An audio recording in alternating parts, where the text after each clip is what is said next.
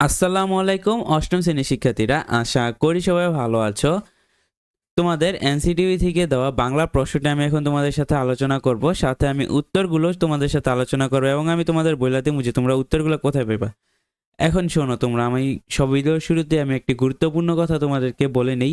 তোমরা কেউই এই প্রশ্নের উপর ডিপেন্ড করে এক্সাম দিতে চাইবা না। এটা যে এনসিটিভি থেকে দেওয়া হয়েছে এটা শিওর, কিন্তু এই প্রশ্নে যে হুবহু তোমাদের কমন পড়বে তা কিন্তু নয়। তোমাদের স্যাররা চাইলে চেঞ্জ করতে পারে অথবা তারা নিজেরা চাইলে প্রশ্ন বানাতে পারে। এটা সরকার থেকে দেওয়া হয়েছে, ঠিক আছে। আমি এটা তোমাদের দেখাই দিই, এখান থেকে তোমাদের 50% কমন আসতে পারে, তাই তোমরা এটা ভালোভাবে সলভ করে যাবা।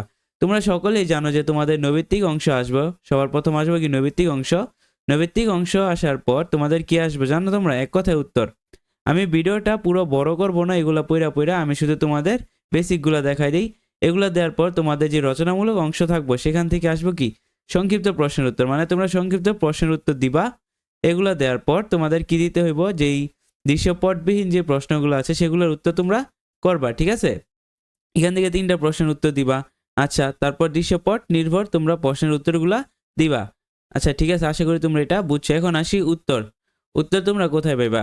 আর তোমরা সকলেই তো পাঞ্জেরি, লেকচার, অনুপম বা যে কোনো ধরনের গাইড সবাই কিনছো। তোমরা গাইডটা যারা কিনছো তারা যদি বাংলা অধ্যায়ের মধ্যে যাও তাহলে সর্বপ্রথমই দেখতে পাইবা যে এনসিটিভি থেকে দেওয়া প্রশ্ন, ঠিক আছে। এনসিটিভিতে দেখা প্রদত্ত প্রশ্ন এবং উত্তর আমি পাঞ্জেরি গাইড থেকে দেখাইতাছি। তোমাদের যাদের অন্যান্য গাইড আছে কোনো সমস্যা নেই, এই প্রশ্নটা তোমরা সকলের গাইডের মধ্যে পাইবা, ঠিক আছে। এই যে দেখো, এখানে এনসিটিভি থেকে দেওয়া প্রশ্নটা সুন্দরভাবে দেওয়া আছে, দেখছো এখানে এই যে প্রশ্নটা দেওয়া আছে, সাথে এই যে উত্তরগুলো কি আছে দেওয়া আছে। এই যে প্রথমে তোমরা প্রশ্নটা দেখছো, এখন আমি তোমাদের দেখাই। এই যে দেখো, এদিকে আসো, নিচে নিচে গেলে আমরা পেয়ে যাবো। এই যে দেখো নৈবিত্তিক অংশের উত্তর, দেখছো এটা হচ্ছে নৈবিত্তিক অংশ।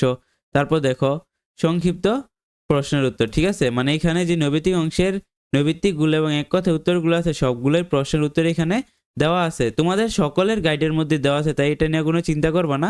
পরীক্ষার মধ্যে এটা তোমরা পড়ে যাবে, এখান থেকে তোমাদের 50% কমন আসবো, ঠিক আছে। তারপর দেখো এই যে তোমাদের সংক্ষিপ্ত প্রশ্নের উত্তরগুলো এখানে আছে। তারপর আসো নিচে, সংক্ষিপ্ত প্রশ্নের উত্তরের পরে আমরা দেখতে পাবো যে রচনামূলক আর দৃশ্যপটবিহীন যে প্রশ্ন আছে সেটা দেওয়া আছে, ঠিক আছে।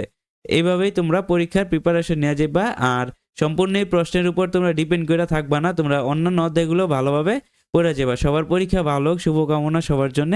আল্লাহ হাফেজ।